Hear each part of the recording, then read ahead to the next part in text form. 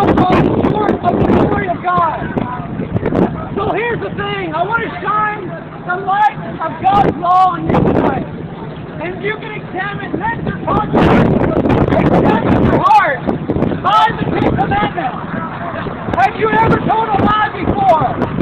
And if you have, what are you called if you told a lie? Have you ever stolen anything before? And if you have, what are you called if you steal? You're called a thief. You know what? This is the one that God needs. Jesus said that if you look at another person with lust in your heart, you have committed adultery with them. Or you've committed fornication. And this applies to any sexual act outside of marriage. It applies to homosexuality. It applies to any sexual act outside of marriage. And if you have broken that law, how will you stand on the judgment? Have you blasphemed the name of God? Have you used the very name of God who has given you life and blasphemed it? Have you always obeyed your parents? So I'm asking you today, answer these questions in your own mind. Answer the question. And how will you stand on the day of judgment whenever you die and God has to judge you on that day? You don't know, the Bible says that your every thought and your every deed will be brought up before Him on that day. He's going to play you back like a video recorder. Your whole life is going to be brought before you, and you will have no excuse on that day. You can't say, God, I did not lie. But He's going to show you lying. He's going to show your life before you on that day. He's going to say, you're going to say, I have not murdered.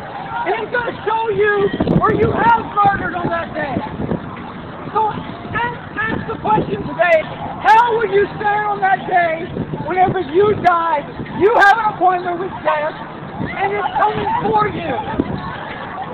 If you have ever murdered, if you have ever committed abortion, that is murder. And you will be judged on that day. If you have hated anyone, that is the same thing as murder. So here's the question today. How will you stand on the day of judgment? And I'm shining the light of God's news on your heart today. God has given you a conscience. He has created you. The Bible says that He has put His commandments in your heart, and you know the difference between right and wrong. I don't have to tell you that lying is wrong. You already know.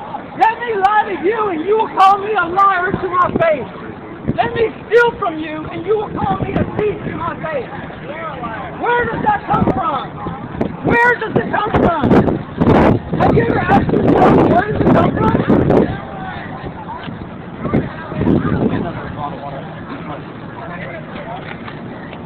So ask yourself today, where does that come from? The Bible says that He has placed His law in your heart. And if you are guilty on that day of breaking His commandments, as we all are, where are you going to go? Will you be innocent or will you be guilty on that day? Will you go to heaven or will you go to hell? Where are you going to spend eternity on that day? And if you are guilty, you will spend eternity in hell. And the Bible puts it this way. There will be no rest for you day or night. You will be tormented day and night for the sins you have committed against God. First of all, your sin is against God and God alone. I'm not out here to judge you today. All you have to do is read the Bible, and you will see that lying is wrong. You will see that adultery is wrong. You will see that blasphemy is wrong. Believing an idol, a God in your mind, is wrong. It's called idolatry. Has God always been first in your life? The Bible says to love Him with all your heart, mind, and soul. Has He always been first in your life? So please examine your heart today. Where will you go when you die? Because Today could be the day that you die, and I know that you don't think about it, but someone dies every second. 2 people die. For the time that I've been up here, think about how many people have died. And you're going to die one day. And you're going to be judged by God. So the question is, how will you stand? And if you are found guilty, what are you going to do? Are you going to stand in your own good works? Is it by your own good works that you go to heaven?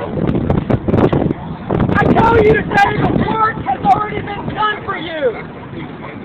Jesus Christ came to save you so that you don't have to spend eternity in hell. He paid the payment for you.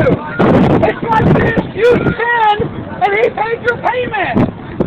It would be like if you committed murder and robbed a bank, and if you were found guilty and you stood before the judge, and the judge sentenced you to death, and I walked into the courtroom and said, I will take your death penalty.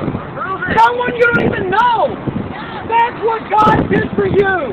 He sent His Son, Jesus Christ.